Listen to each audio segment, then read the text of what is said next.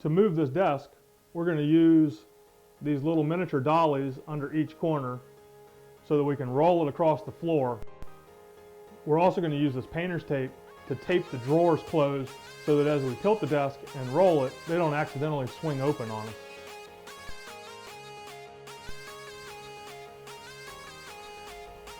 To prevent this from coming open during the move, since this is actually a door rather than drawers, we're just going to take some tape, tape it up.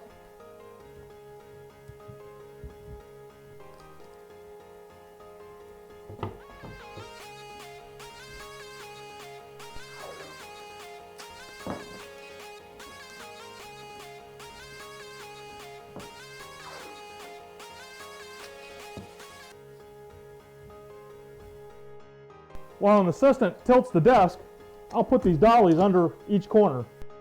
Higher, higher. Okay, down.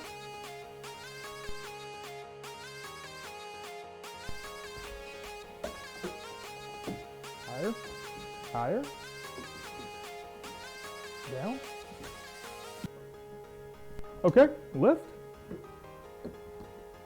Higher, down. Okay, lift, down,